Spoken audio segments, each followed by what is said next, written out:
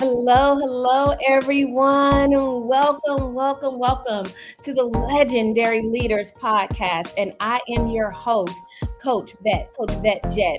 And today I have the absolute pleasure of talking with Dr. Renaud.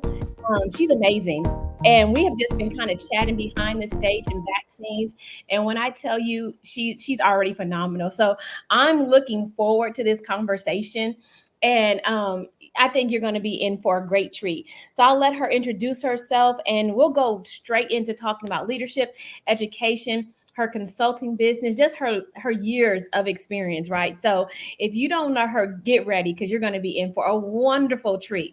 So Dr. Renaud, welcome to the Legendary Leaders Podcast. And just tell the audience about yourself and where you're from, what you do, because it's exciting. Well, thank you, Coach Jett, for having me here. This is such an amazing program. I'm honored to be your guest. Thank you. I am, I'm going to narrow it down just a little bit more with the leadership. I'm really focused on, advocating for STEM education, getting more students and teachers prepared in that arena, really helping them, the educators, to hone in on their skills with preparing the next generation of STEM leaders. And that started as an elementary principal when I was transforming my school into a STEM school. And so it really just began with ensuring that every student had some type of technology device, helping the teachers understand how to integrate technology into their instruction, making sure that the infrastructure of the school was, could really handle all this new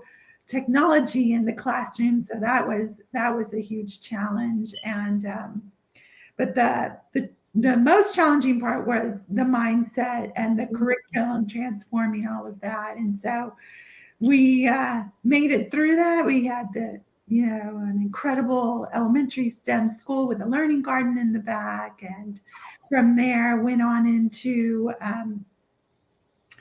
into an international school where I was able to travel to China and Spain and all across South America, recruiting teachers to provide opportunities for our students to get more of a global mindset, to learn Mandarin, to learn Spanish on top of Nice. their technology as well. Oh And my God. yeah, and I told you all you were in for a treat. Oh my goodness, Dr. Renaud, that is so amazing. You said so many wonderful things in there. First of all, STEM. STEM is so critical. I know they added it to the arts as well, calling it STEAM now. But STEM is so critical to our students. And the fact that you were able to lead that and direct that is amazing. I know for me, STEM has played a huge part in my life.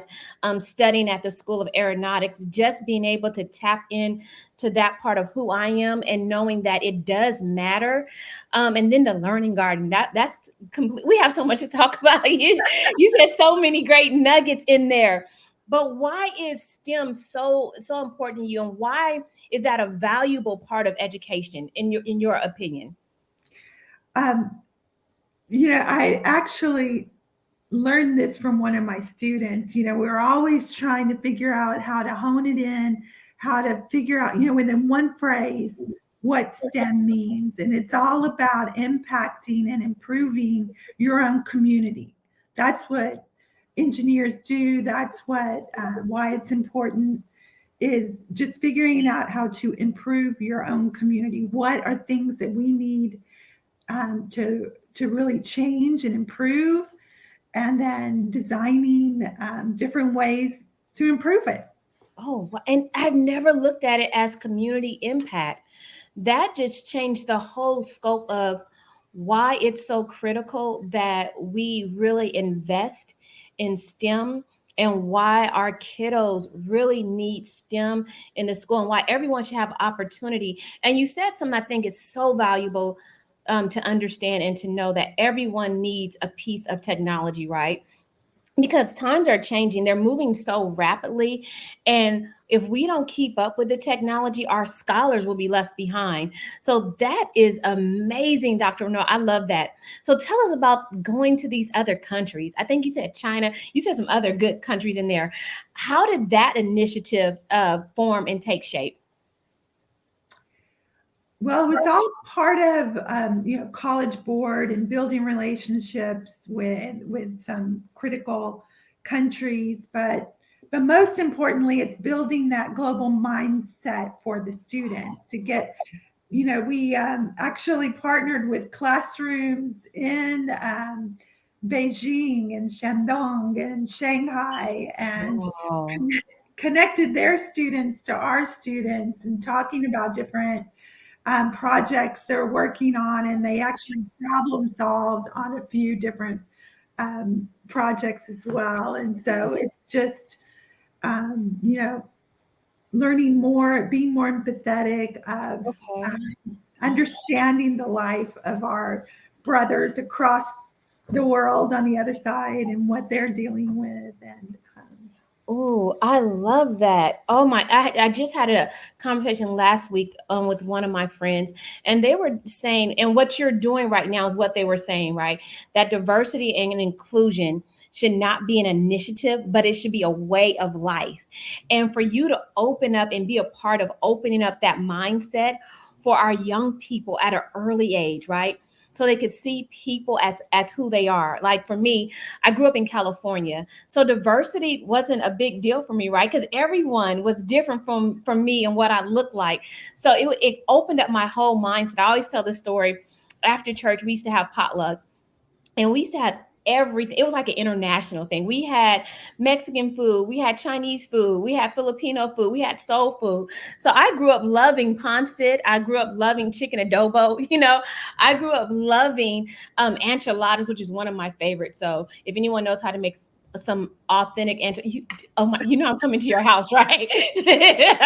Our next conversation will be, I love me some authentic enchiladas. Oh my God, that's my favorite. So you give me enchilada and we're friends forever. So the chicken enchiladas with tomatillo sauce. oh my, just the way you said it, I know you can make it. Like, oh my goodness. Okay, we'll schedule some time so I can come for dinner. I'll bring something to drink. How about that? So I'll bring the plates. Oh my goodness. So what do you think was the greatest impact that the scholar had when they were able to connect and work with students internationally?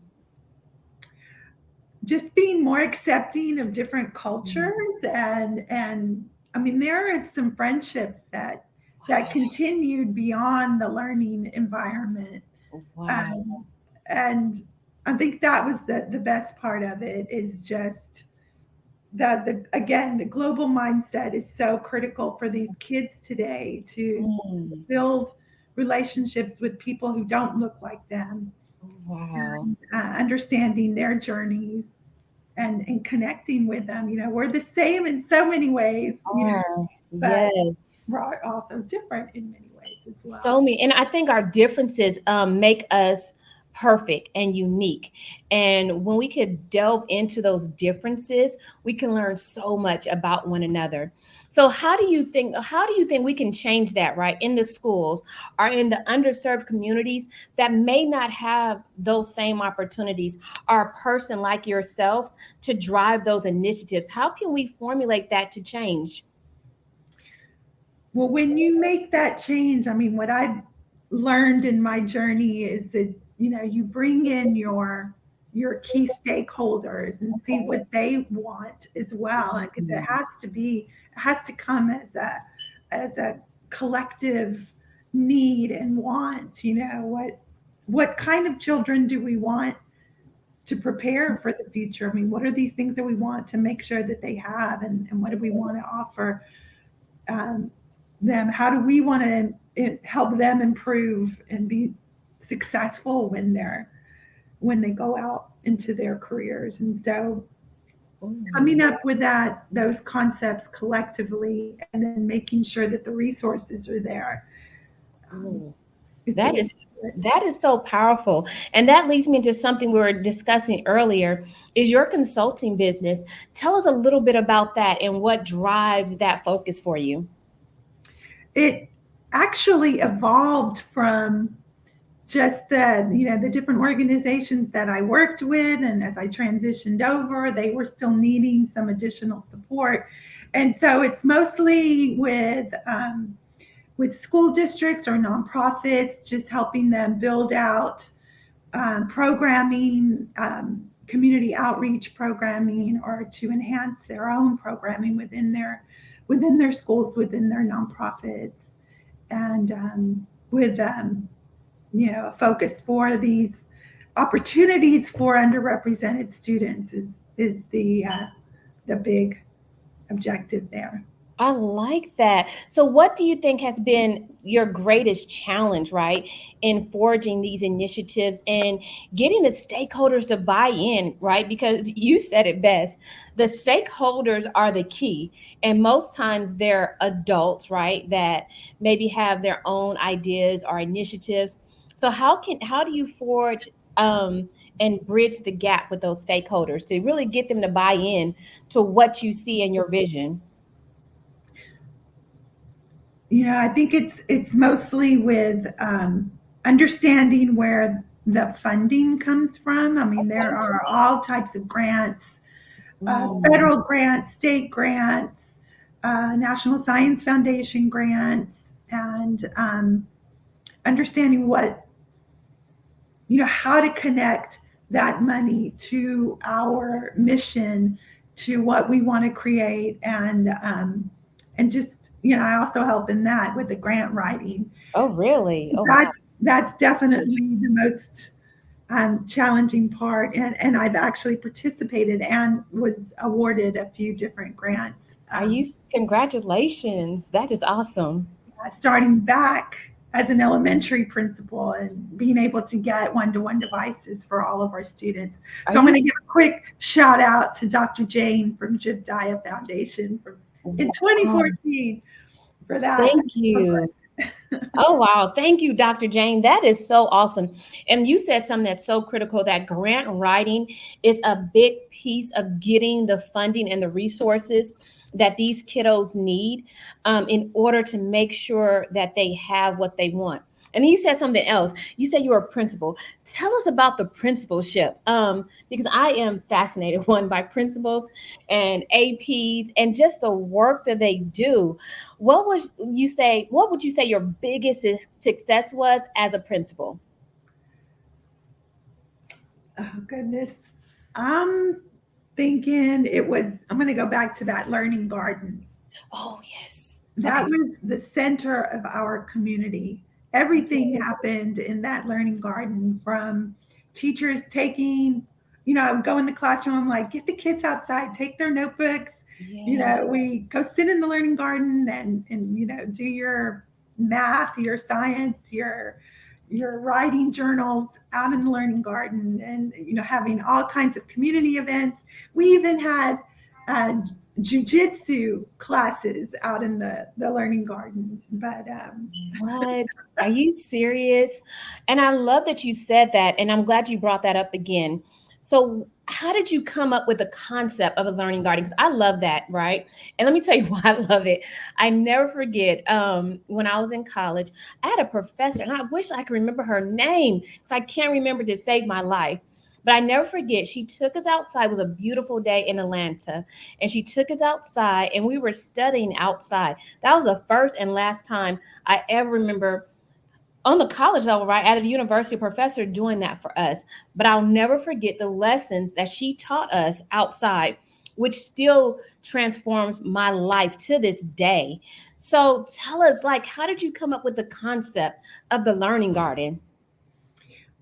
actually, there is an official company called the Learning Gardens that partners with school districts and offers curriculum connected to it, to where the kids can go out and measure. Every grade level has their own mini garden within the bigger garden, that they go out and do all kinds of science projects and math projects. And so that was where the part of the heart of the STEM curriculum was in Oh that my, in those lessons. So that was Dr. Renaud, oh my, what I'm seeing is that you're innovative, right? You're innovative and you are creative and you think outside the box, right? So, okay, because you're not typical, right? You're not average. And I can see that. Like you are the innovator in education. So, I mean, where does that stem from? Because it seems like you have a passion and you have a way of doing things a little bit differently. Where does that come from? Where does that stem from? oh goodness. Let's see. I'm wondering where does it stem from? I guess from the age of 8. I used to shadow Really? my father. he would he was Really? a principal and he used to take me with him. So I carry his radio and his clipboard and his lanyard, the keys with the lanyard. And I was a little mini principal at the age of 8. Are you And serious? that's where Oh, the idea started. what? So representation and honestly just growing up with that great example. Oh my goodness, the age of 8. So you it's just in your blood. It's ingrained in you, right? And it seems like that he sparked that passion for you. So how does the administrator or the teacher spark that same thing in the scholar today? I mean, the teachers are at the heart of Mm, the student success. Absolutely. I okay. mean, they're so much more than just a teacher. They inspire, they motivate, and Mm, but of course, the role of the principal is to motivate and inspire the teacher. So it's a full circle there. wow. Got to That keep them pumped up. Oh, and how does a principal, right? Because we know that sometimes the scholar can is not the easiest person, and there's so many interferences and influences that our scholars face today. So how does a principal keep their staff pumped up and engaged in what's going on? A key part of that is definitely the curriculum and the opportunities and the field trips and the within the school to have the students want to come and Oh, learn.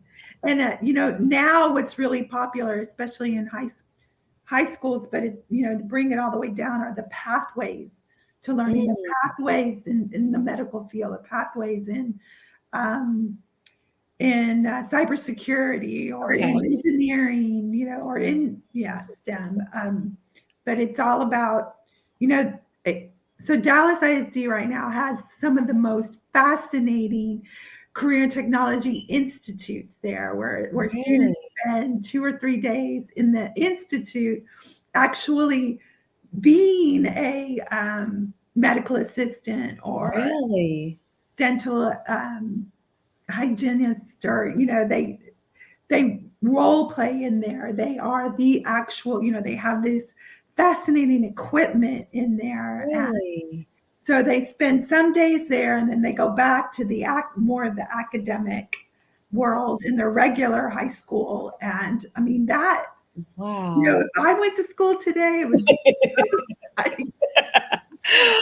Yes. the mannequins, when the mannequins have a heart attack, what are you going to do to help fix them? And the HVAC and the automation, all of that, where Wow. it's Oh, amazing what those institutes, and that's what it is. It's getting okay. kids excited about the learning and the Oh, teachers excited about the curriculum. It's not yeah. the old fashioned school books. Hmm. Oh my goodness. That is so powerful because when I think about my passion, right, in aeronautics and what really stimulated that for me, it was the hands-on experience. I never forget my first time in a simulator. I was like, "Oh my God, this is so cool. This is so amazing," right? Just being exposed to something different. Now, I realize that I'll never be a pilot. Like my planes didn't do well, but I realized that I had a love and a passion for aeronautics, right? And I had a love and a passion for everything that had to encompass the aviation world. And I think it's so important that we marry those two together and continue to get the student and the scholar excited about learning. So what do you see as the future, right? What do you see as the future for ensuring that our students stay engaged and stay excited? Where do you see that future going? The industry partner has to be a key partner of the school. So Okay. it's like a triangle with the industry partner, with the school district, with the community college or the university, that you're giving them, um, they're learning those college skills in high school, and they're getting that credit before they go. They're getting those Yeah. basic um, skills of the HVAC, all of those really cool careers that they can get into, so that they're prepared and they have that seed planted, that dream of what I want to Mm, do. dream. I know what I want to do before I even get out of high school. Yes.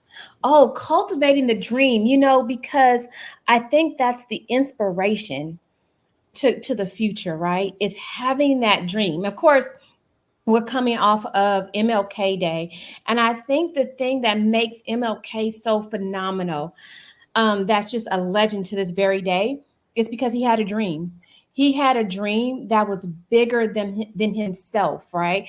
And I think what you're saying is, and what I'm seeing, what I'm feeling, is if the scholar has a dream, their future is so much brighter, because sometimes they may not be in the immediate environment that will fuel that excitement or fuel that need for knowledge or want for knowledge, right?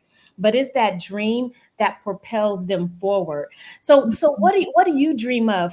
If you could dream for the scholar, what will you dream of for our next generation of scholars?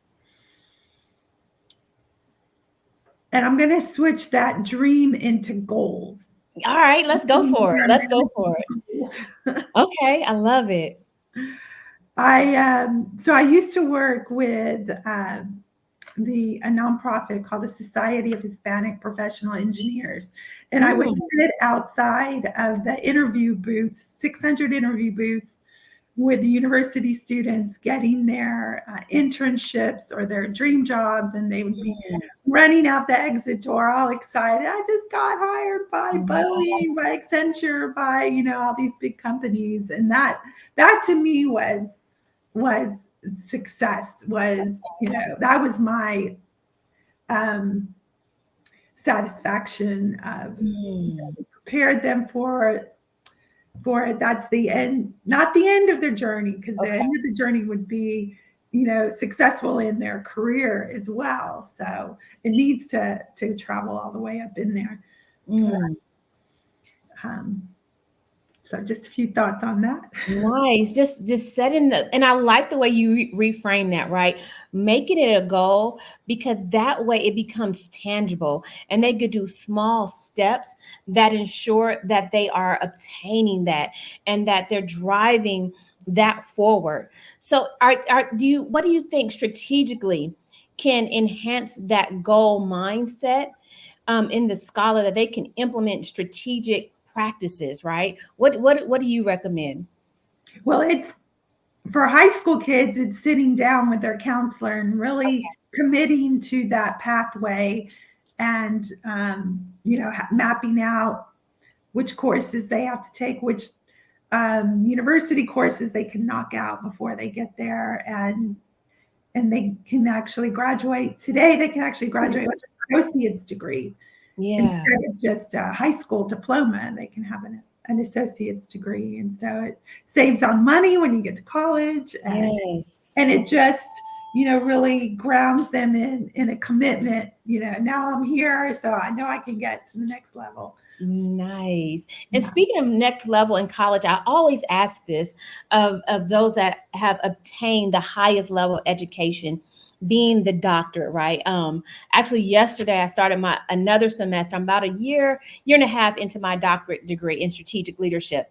And I know it fuels my passion, right? To finish my doctorate, to get that floppy hat, right?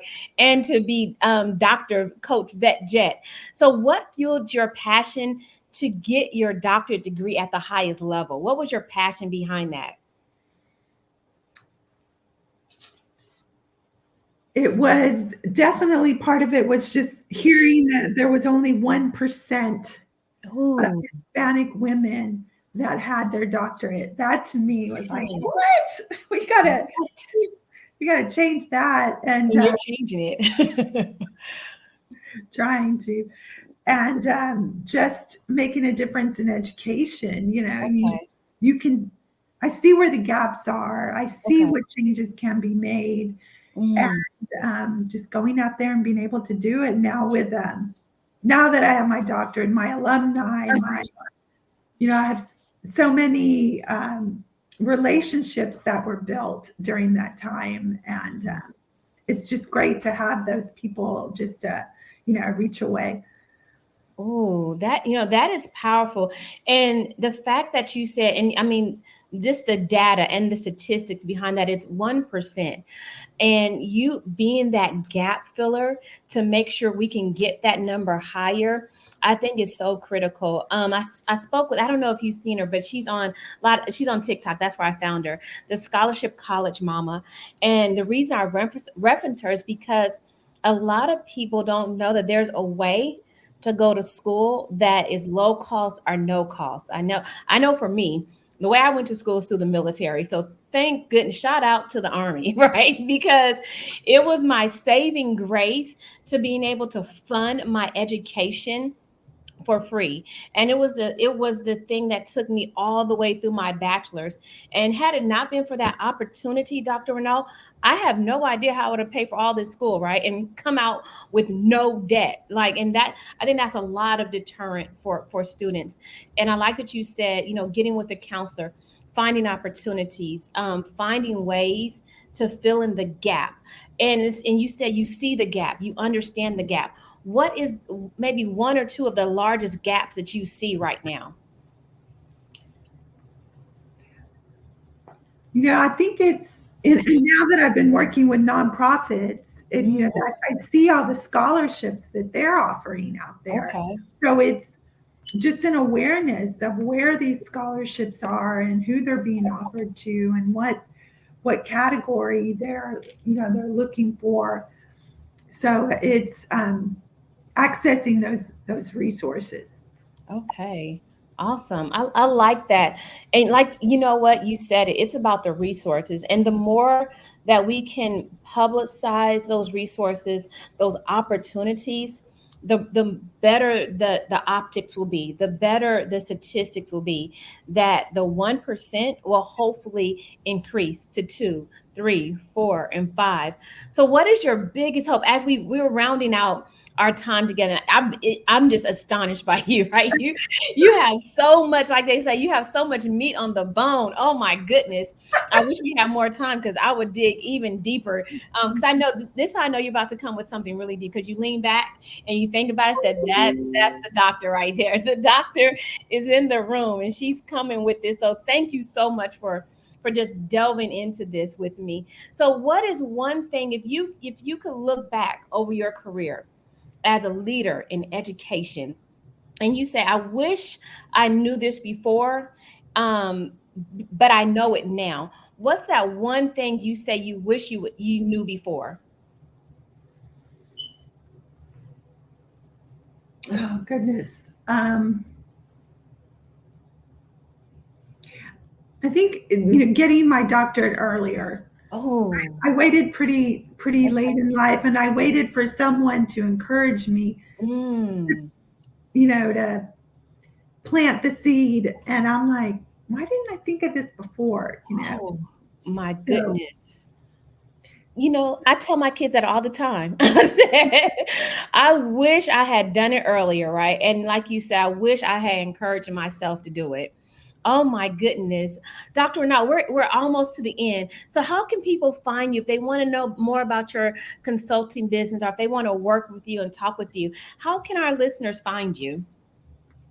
Well, I can reach out through my website's almost done. It'll be Yay. done in the next couple of days, but right now my email is bosa ed international at gmail.com. So that's BOSSA ed international at gmail.com. Nice. Oh my goodness. Dr. Renaud, thank you for spending time with me. Of course, it has been a pure pleasure. And mind you, I'm coming over to eat. I'm coming over for those enchiladas. I'm coming over. Oh my goodness. But did you have any final closing thoughts to say or leave with the audience? I I do want to share just one bit of advice that Okay. my mentor shared me, that every time you, as a female, as a leader, get lifted up, turn around and lift up two more. Well, you didn't say one, you said two. I love that. Oh my goodness. Oh my goodness. Oh, you man, I wish we had more time because that struck a whole nother chord within inside me. Lift up two more. You guys, the doctor has spoken. Lift up two more. Yeah. Lift up two more. Dr. Renaud, thank you so much for spending time with me today. Thank you just so much for being a part of this conversation. And of course, you are a legendary leader. And I thank you for what you're doing. I really do. But to my audience, thank you so much for being with me today. Thank you so much for spending time with Dr. Renaud and myself.